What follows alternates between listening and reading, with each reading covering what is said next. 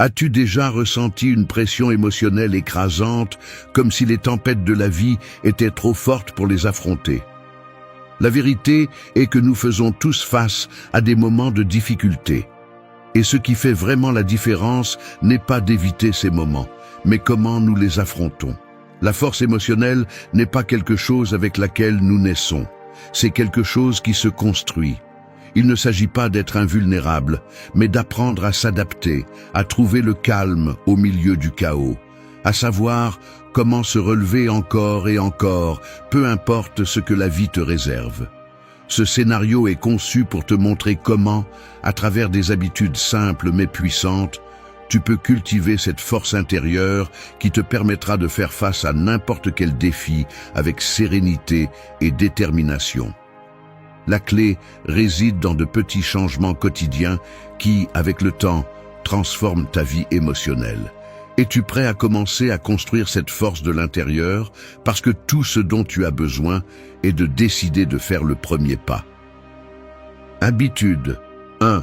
Fais de l'oubli sélectif une habitude en laissant derrière toi les souvenirs qui t'ancrent dans le passé. Es-tu encore en train de porter le poids de ce qui s'est passé hier, la semaine dernière, ou même il y a des années? Arrête de te mentir, ces souvenirs ne te servent pas. Chaque fois que tu t'arrêtes pour revivre ce qu'on t'a fait ou ce que tu as perdu, tu continues à renforcer les chaînes qui te maintiennent attaché à un passé qui n'existe plus. L'oubli sélectif n'est pas une option, c'est une nécessité si tu veux libérer ton esprit et avancer vers l'avenir. Affrontons-le. S'accrocher au passé est un poison. Les émotions non traitées, les ressentiments non résolus et les blessures non guéries drainent ton énergie. Chaque pensée négative sur ce que tu ne peux pas changer est une brique de plus dans le mur qui te sépare de ta paix intérieure. L'oubli sélectif est la clé pour briser ce cycle destructeur. Je ne parle pas d'ignorer ou de nier ce qui s'est passé. Il ne s'agit pas de vivre dans un monde de fantaisie. L'oubli sélectif consiste à prendre une décision consciente, de laisser derrière soi les souvenirs qui, au lieu de t'enseigner quelque chose de précieux, te tirent seulement vers l'abîme émotionnel. Tu sais exactement de quoi je parle. Cette dispute avec un ami qui te fait toujours mal, cette opportunité que tu as perdue, cette trahison qui t'a marqué, il est temps de lâcher tout ça. Fais-le parce que ta paix mentale et ton bien-être émotionnel en ont besoin. Si tu continues à t'accrocher à tout ce que tu ne peux pas changer, tu t'assures de rester bloqué. Rappelle-toi ceci, les souvenirs qui nous font le plus mal sont ceux qui ont le plus de pouvoir sur nous. Si tu ne laisses pas le passé te dominer, si tu prends le contrôle et te permets d'oublier ce qui n'a plus sa place dans ta vie, tu feras le premier pas vers la liberté émotionnelle. Tu te rendras compte à quel point l'esprit est léger lorsque tu décides de ne plus revivre les mêmes moments encore et encore. Cette habitude n'est pas facile. Elle ne le sera pas, mais tu n'es pas ici pour qu'on te dise que tout sera facile. Tu es ici parce que tu sais que le chemin vers la force émotionnelle passe par la libération de ce qui ne t'aide pas. Ne continue pas à nourrir tes peurs, tes culpabilités et tes regrets. Laisse aller ce qui ne te permet pas de grandir. L'oubli sélectif est une discipline qui nécessite de la pratique, mais je te garantis qu'avec le temps, il deviendra l'un des outils les plus puissants que tu aies pour atteindre la paix intérieure. Alors fais-le. Libère-toi. Oublie ce qui te maintient dans l'obscurité et fais de la place pour ce qui est à venir. Ce n'est qu'alors que tu seras vraiment prêt à avancer, sans les fardeaux du passé, avec un esprit plus fort et prêt à affronter ce qui vient. Habitude 2. Développe l'autocompassion et pardonne tes erreurs. Arrête de te punir pour chaque erreur que tu as commise. Tu sais quoi? Nous faisons tous des erreurs, et si tu penses que tu es l'exception, tu te mens à toi-même. La différence entre ceux qui avancent et ceux qui restent bloqués réside dans la façon dont ils affrontent leurs échecs. Si tu continues à voir tes erreurs comme des preuves que tu n'es pas assez bon, tu n'arriveras jamais là où tu veux vraiment être.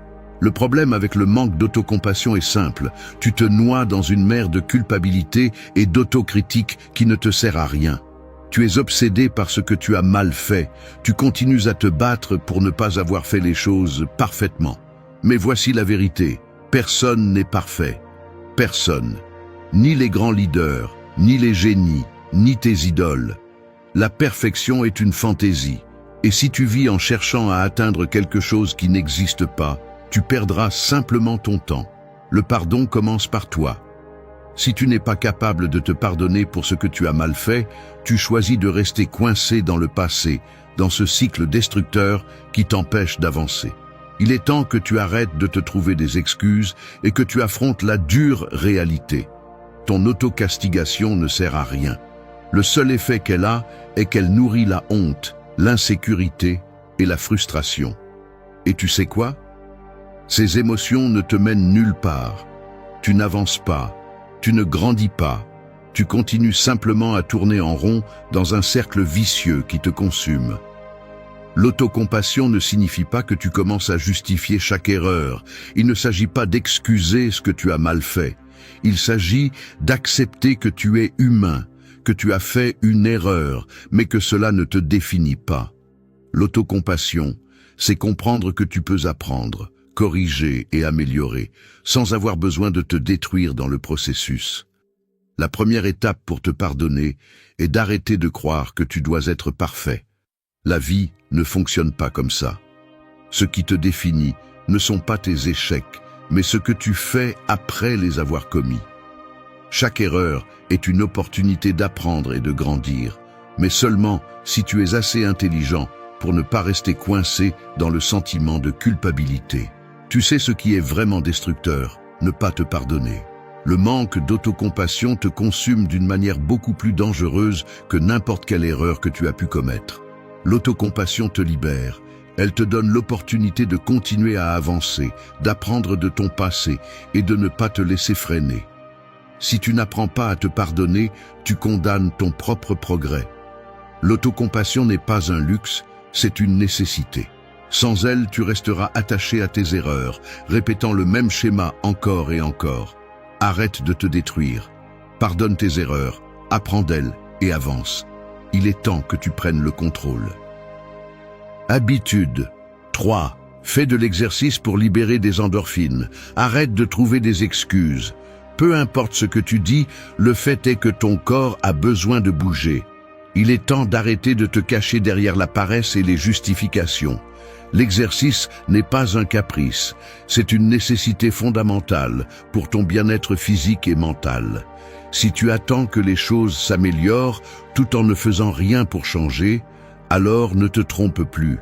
Les choses ne vont pas s'améliorer d'elles-mêmes. Les endorphines, ces substances chimiques que ton cerveau libère lorsque tu fais de l'exercice, sont l'arme secrète à ta disposition. Ce sont elles qui te donnent cette sensation de bien-être, de soulagement, de contrôle. Tu ne l'as pas ressenti parce que tu préfères rester sur le canapé en attendant que quelque chose de magique se produise. Et la vérité est qu'il n'y a pas de magie. La magie est dans le mouvement, dans le fait de faire fonctionner ton corps comme il le doit. Arrête d'attendre que l'humeur vienne d'elle-même. L'humeur se construit avec l'action. Savais-tu que l'exercice est l'un des moyens les plus efficaces pour réduire le stress et l'anxiété? C'est vrai. Et le plus ironique, c'est que tu continues à choisir de rester immobile, enfermé dans tes pensées, laissant les problèmes s'accumuler. Les problèmes ne se résolvent pas en restant paralysés. Ils se résolvent par l'action, par le mouvement. Quand tu transpires, quand tu défies ton corps, tu commences à libérer ces endorphines qui t'aident à rester calme, à avoir une clarté mentale, à ne pas laisser les émotions négatives te contrôler. Il est temps que tu arrêtes d'attendre la motivation parfaite qui n'arrive jamais. La motivation se crée avec l'action. L'exercice n'est pas une option. C'est une nécessité pour ceux qui cherchent à avoir le contrôle sur leurs émotions. Ne te trompe pas en pensant que l'exercice est seulement pour perdre du poids ou améliorer l'apparence. Le véritable pouvoir réside dans la façon dont il transforme ton esprit. Un esprit fort a besoin d'un corps fort. Arrête de jouer le jeu du confort, de l'inaction. La vie n'attend pas que tu te mettes en forme. Alors fais-le. Bouge. Fais de l'exercice. Libère ces endorphines et commence à te sentir comme tu devrais, en contrôle. Arrête d'être faible mentalement. Si ton corps ne bouge pas, ton esprit ne le fait pas non plus. Tu as besoin de l'exercice pour faire face aux adversités, pour mieux gérer le stress, pour être à ton meilleur. Il n'y a pas d'excuse. Qu'attends-tu? Une permission? L'heure exacte? Tu n'en as pas besoin. Ce dont tu as besoin, c'est de prendre des mesures dès maintenant. Fais de chaque moment d'exercice une victoire sur tes limites. Fais travailler ces endorphines pour toi. Et quand tu te sentiras fort, tu comprendras qu'il n'y a rien que tu ne peux pas affronter. Habitude. 4. Maintiens une routine de sommeil constante. Arrête de te mentir à toi-même. Le fait que tu sautes d'un horaire de sommeil à un autre, que tu dors peu et que tu penses pouvoir réparer cela plus tard est une illusion. Si tu ne dors pas ce dont tu as besoin et à l'heure dont tu as besoin, tu sabotes tout. Le manque de sommeil n'est pas quelque chose que tu peux gérer avec une tasse de café supplémentaire ou avec un jour de plus. Tu ne le gères pas, il te gère. Et laisse-moi te dire quelque chose, il n'y a rien de plus destructeur pour ton bien-être physique et mental que de ne pas bien dormir. C'est aussi simple que cela. Ton corps et ton esprit ont besoin de repos. Ce n'est pas négociable. La constance est la clé. Si tu n'établis pas une routine de sommeil et que tu ne la suis pas, tu ne peux pas espérer performer au niveau dont tu as besoin. Tu joues avec le feu. Le sommeil n'est pas un luxe, c'est une nécessité biologique. Le manque de sommeil chronique affecte ta capacité à prendre des décisions, ton humeur et, plus grave encore, ta santé à long terme. Penses-tu vraiment pouvoir l'ignorer et rester productif, efficace et émotionnellement équilibré? Tu te trompes. L'épuisement te rend faible, instable et enclin à faire des erreurs stupides. Il n'y a pas moyen d'être fort, intelligent ou efficace sans un bon repos. Qu'attends-tu pour le comprendre? Si tu ne dors pas de manière constante, ton cerveau ne fonctionne pas comme il le devrait. C'est aussi simple que cela. Tu réduis tes performances au minimum et tu ne le reconnais pas. Le manque de sommeil affecte ta capacité à apprendre, à retenir des informations et à gérer le stress. Si tu ne peux pas maintenir une routine de sommeil, tu ne peux pas espérer gérer les pressions du quotidien sans tomber dans le désespoir. Penses-tu gagner quelque chose en restant éveillé tard? Tu ne gagnes rien, tu ruines simplement ton avenir. Il est temps d'être réaliste. Les excuses ne servent plus. Bien dormir est crucial pour ton succès, pour ta clarté mentale et pour ta stabilité émotionnelle. Tu ne peux pas espérer avoir l'énergie et l'état d'esprit nécessaires pour affronter les défis de la vie sans un repos suffisant. Et je ne parle pas de dormir pour dormir. Je parle d'un sommeil qui soit réparateur, profond et constant. Sans une routine solide, tu compromets ta capacité à être le meilleur. Tu choisis la médiocrité. Arrête de jouer avec ta santé et ton avenir. Établis une routine de sommeil qui fonctionne pour toi. Sois discipliné et fais du sommeil une priorité. Il n'y a pas d'excuse. Si tu veux vraiment être plus fort, plus efficace, plus concentré, alors dors bien. Parce que si tu ne le fais pas, les dégâts sont déjà faits et tu les paieras avec chaque mauvaise décision, chaque erreur inutile et la constante sensation de te traîner. Le choix est à toi. Soit tu dors bien, soit tu continues à perdre. Habitude. 5. Faites un check-in émotionnel chaque matin. Arrête de te lever et de suivre le flux de la journée sans plus. Tu n'as aucune idée de ce que tu ressens vraiment jusqu'à ce que tu t'arrêtes pour y penser. Il est si facile de se perdre dans la routine, dans la précipitation de faire sans prendre le temps de réfléchir à ce qui se passe réellement en toi. Mais savais-tu que c'est la raison principale pour laquelle tu n'arrives pas à progresser émotionnellement? Tu fonctionnes en pilote automatique et c'est une grosse erreur. Un check-in émotionnel chaque matin n'est pas optionnel, c'est obligatoire si tu veux vraiment avoir le contrôle sur tes émotions et, par conséquent, ta vie. Si tu ne prends pas une minute au début de la journée pour reconnaître comment tu te sens, ce que tu fais, c'est ignorer les signaux que ton corps et ton esprit t'envoient. Tu éludes le travail le plus basique de la vie, te comprendre toi-même. Pourquoi es-tu surpris quand tu te sens débordé, irritable ou déconnecté? Tu ignores le thermomètre émotionnel de ta vie. Sans un check-in émotionnel, tu affrontes la journée avec un fardeau interne sans l'avoir traité. Et cela t'affecte plus que tu ne le penses. Si tu ne peux pas comprendre ce que tu ressens, tu ne pourras jamais le gérer efficacement. C'est simple. Si tu ne te connais pas toi-même, si tu ne sais pas ce que tu portes émotionnellement, tu ne peux pas prendre de décisions claires ni agir de manière cohérente. C'est aussi direct que ça. Tu as besoin de cette pause quotidienne pour faire l'inventaire de ton état émotionnel. Le fait que tu ne le fasses pas te met dans une position vulnérable. Le moindre petit désagrément, le moindre commentaire déplacé peut te déstabiliser et te mener sur un chemin que tu ne comprends même pas. Ne pas savoir ce que tu ressens te transforme en une marionnette, réagissant aux stimuli externes sans savoir comment te contrôler. Ne fais pas l'imbécile, ne continue pas à ignorer ce qui se passe en toi. Si tu ne fais pas un check-in émotionnel, si tu ne prends pas le temps de faire face à ce qui se passe dans ton esprit et ton cœur, tu t'affaiblis.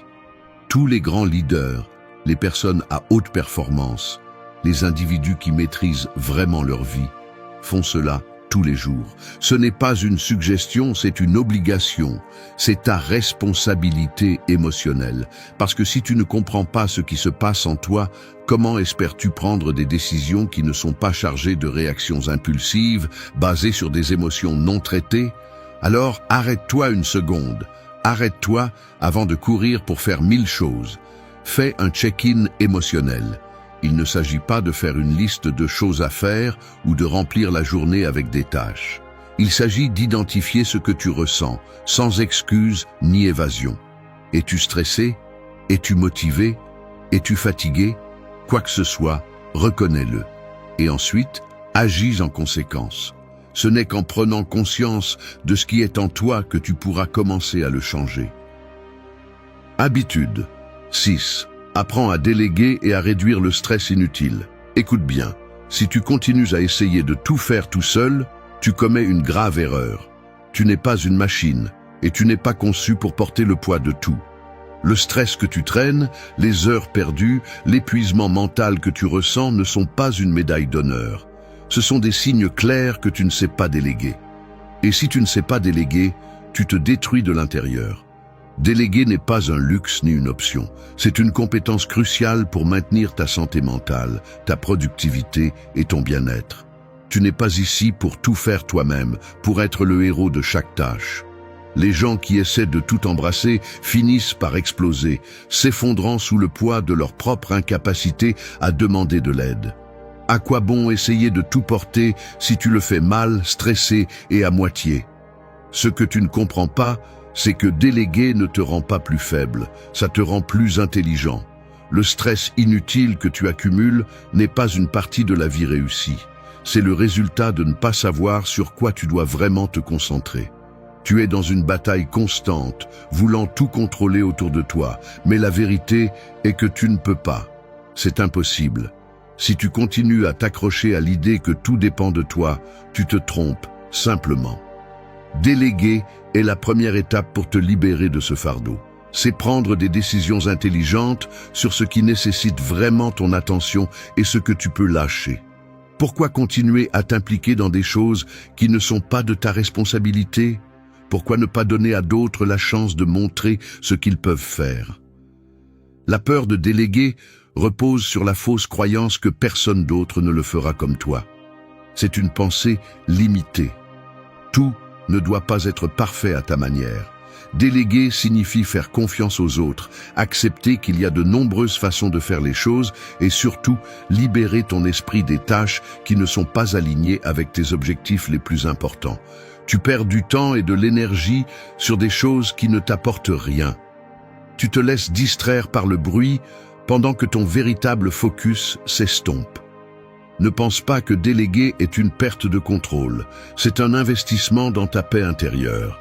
Chaque minute que tu économises en déléguant est une minute que tu peux utiliser pour ce qui compte vraiment, pour le travail que seul toi peux faire, pour ta croissance. Le stress que tu réduis en déléguant est vital pour ta stabilité. Arrête de penser que tout dépend de toi et commence à faire en sorte que d'autres assument également des responsabilités. C'est le moment de te réveiller. Arrête de t'accrocher à tout, d'essayer de tout faire tout seul. Déléguer est la clé pour réduire ce stress inutile qui te tue. Et si tu n'apprends pas à le faire, tu n'atteindras jamais le niveau de succès que tu recherches. Tu n'es pas invincible. Apprends à déléguer et libère-toi de ce fardeau. Habitude 7. Trouve de l'humour même dans les situations difficiles. Soyons clairs, la vie n'est pas facile. Il y a des moments où tout part en vrille, où les problèmes s'accumulent et la pression semble t'écraser. Mais si tu n'apprends pas à trouver de l'humour même dans ces situations difficiles, tu vas rester coincé dans le même cycle de désespoir. Parce que laisse-moi te dire quelque chose, la souffrance constante n'est pas une option. Nous ne sommes pas ici pour vivre avec une longue face tout le temps, en nous lamentant sur ce que nous ne pouvons pas contrôler. Non, nous sommes ici pour être assez forts pour rire au milieu du chaos. L'humour n'est pas seulement une distraction, c'est un outil de survie. Tu sais ce que font les gens qui savent vraiment vivre? Ils rient quand les choses deviennent dures. Non pas parce qu'ils ne se soucient pas de ce qui se passe, mais parce qu'ils comprennent que le contrôle qu'ils ont sur les circonstances est limité. L'humour te donne du pouvoir sur ce que tu ne peux pas changer. Il t'aide à garder la perspective et, le plus important, il te libère de l'anxiété et de la tension qui viennent avec la constante gravité. Si tu ne peux pas trouver un moyen de rire, même de toi-même, ce que tu fais vraiment, c'est te maintenir coincé dans une mentalité de victime. Tu permets aux circonstances de te contrôler, au lieu d'utiliser ton sens de l'humour comme un moyen de prendre le contrôle. Et ça, mon ami, c'est un moyen rapide de détruire ton bien-être émotionnel. Le stress, la frustration, la colère, toutes ces émotions négatives se dissipent lorsque tu permets à l'humour d'entrer en jeu. Tu arrêtes de te prendre toi-même trop au sérieux et tu commences à voir que la vie, bien qu'elle soit dure, a aussi son côté ridicule. Les gens qui trouvent de l'humour dans les adversités ne sont pas faibles, loin de là. Ce sont les plus résilients.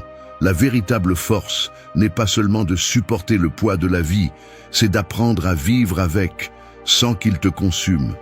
L'humour t'aide à rester à flot, à voir les choses avec une nouvelle perspective. Quand tu prends un moment pour rire, même au milieu du désastre, tu choisis la paix plutôt que l'angoisse. Tu démontres que peu importe à quel point la situation est difficile, tu restes aux commandes. Ne continue pas à laisser la vie te démolir. Ne continue pas à nourrir ce pessimisme et cette tension. Trouve de l'humour, même dans les moments les plus sombres, et tu seras capable de gérer l'adversité d'une manière que ceux qui ne le font pas ne pourront même pas imaginer. Cette habitude n'est pas seulement une façon de passer le temps, c'est une façon de te renforcer, de résister et de vivre avec une mentalité imbattable. N'oublie pas, rire des difficultés est une façon de les surmonter. Habitude 8. Reconnais tes émotions, mais ne les laisse pas te définir.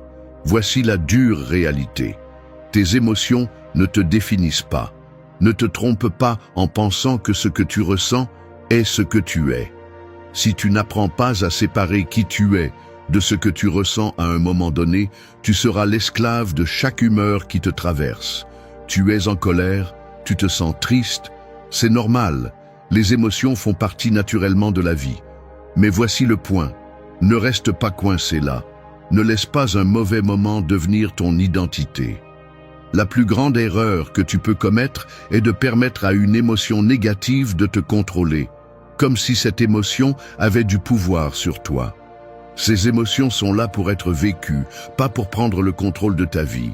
Les gens qui ne savent pas gérer leurs émotions sont pris dans un cycle sans fin de réactions impulsives. Tu laisses la colère te consumer, tu laisses la tristesse t'immobiliser, tu laisses l'anxiété te paralyser, et le pire, c'est que tu crois que c'est tout ce que tu es. Une personne irritable, une personne déprimée, une personne inquiète. Non, tu es bien plus que ça. Tu as le contrôle. Tu as le pouvoir de décider quoi faire de ce que tu ressens. Et si tu ne l'utilises pas, alors tu resteras coincé dans un cycle qui ne finira jamais. La première étape pour ne pas être défini par tes émotions est de les reconnaître. Mais reconnaître ne signifie pas succomber à elles. Ce n'est pas dire « je suis en colère » et laisser cette colère ruiner ta journée. C'est dire « je suis en colère », mais je ne vais pas laisser cela gouverner mon comportement. Reconnaître tes émotions signifie être honnête avec toi-même sur ce que tu ressens, sans peur, sans honte. C'est un acte d'autoconnaissance et de maturité. Mais l'étape suivante est encore plus importante. Ne pas laisser ces émotions contrôler tes décisions. Ne laisse pas une mauvaise journée devenir une excuse pour te comporter de manière destructive. Ce que tu ressens n'est qu'une partie de ce que tu es. Si tu permets aux émotions négatives de définir qui tu es, ce que tu fais vraiment, c'est renoncer au contrôle. Tu deviens une victime de tes propres sentiments. Et ça, mon ami, c'est le chemin direct vers la frustration, le malheur et le manque de progrès. Tu dois être plus intelligent que ça, tu dois être plus fort que ça. Le défi ici est de posséder tes émotions, de ne pas les laisser te contrôler. Alors quand tu te sens en colère, triste, anxieux ou frustré, reconnais ce que tu ressens, mais ne laisse pas cela définir qui tu es ou ce que tu es capable de faire. Les émotions sont des outils, pas des chaînes. Utilise-les à ton avantage, mais ne les laisse jamais te lier.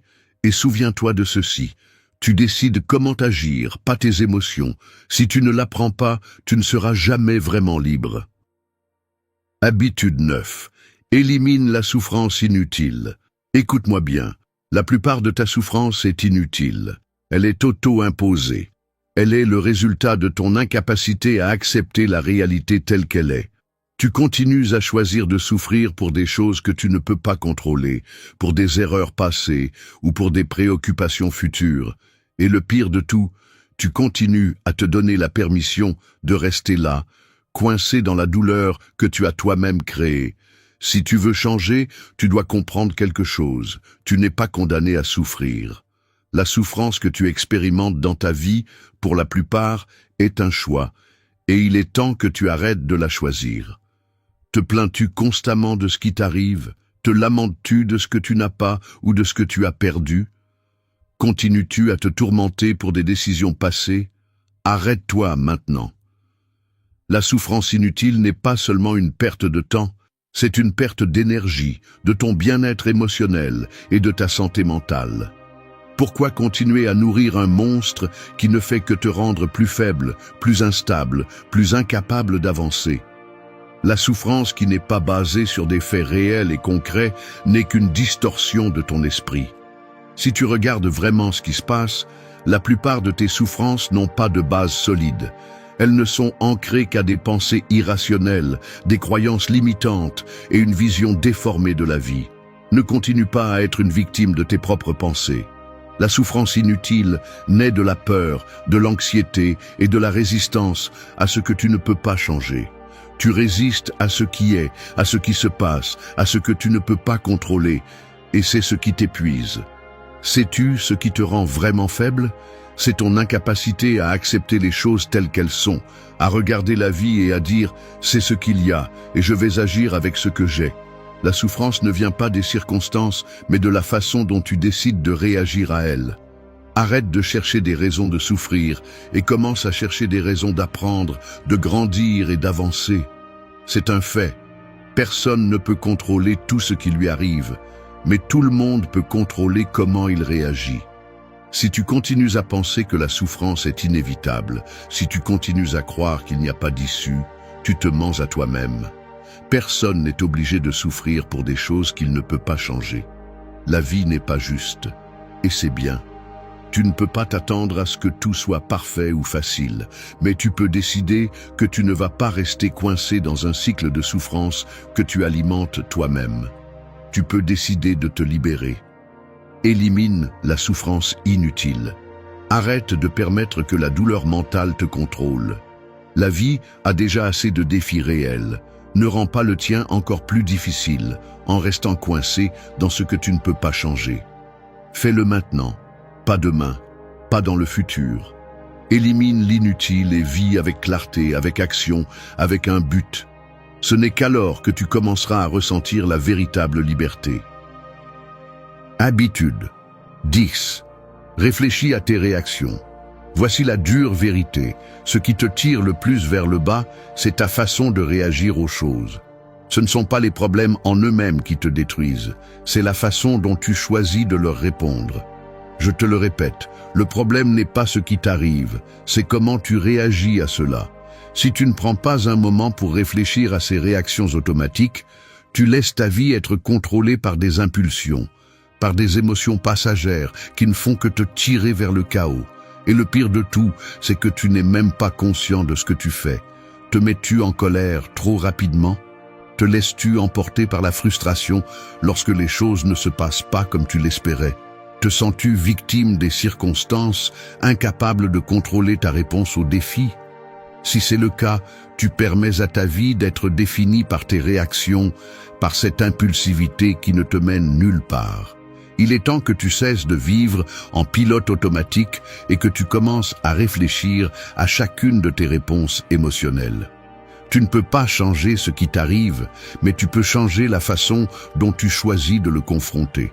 Si tu ne réfléchis pas à tes réactions, si tu ne t'arrêtes pas pour penser à pourquoi tu agis de la façon dont tu le fais, tu seras condamné à vivre en répétant les mêmes schémas encore et encore.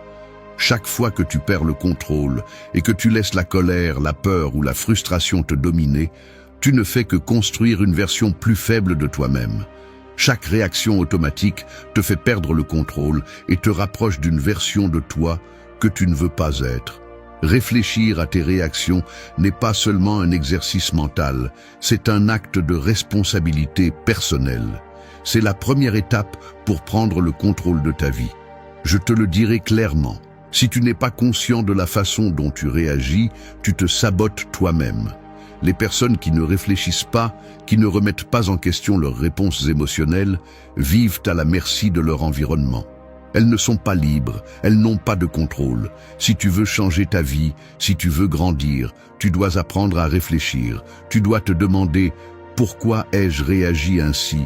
et « Est-ce la meilleure façon de répondre ?» La réflexion te donne le pouvoir de prendre des décisions plus sages, plus calmes et plus alignées avec tes objectifs. Il ne s'agit pas d'être parfait, il ne s'agit pas d'éliminer toutes les émotions négatives. Il s'agit d'avoir le contrôle, de ne pas laisser la colère, la peur ou le désespoir décider pour toi. Réfléchir à tes réactions est la façon la plus efficace de cesser d'être une victime de tes propres impulsions. Alors, commence maintenant. Réfléchis, questionne, agis avec conscience. Si tu ne le fais pas, tu resteras coincé dans le même cycle destructeur. Et ne te trompe pas, ce n'est pas vivre, c'est survivre. Et tu n'es pas ici pour survivre. Tu es ici pour vivre avec un but, un contrôle et une direction. Merci d'être resté jusqu'à la fin de la vidéo. Si vous avez tout vu, commentez « Je suis stoïcien » comme notre signe secret, indiquant que vous êtes un véritable apprenant du stoïcisme. N'oubliez pas de vous abonner et de liker la vidéo si elle vous a plu. Rendez-vous dans la prochaine vidéo et rappelez-vous, continuez à cultiver votre esprit stoïque.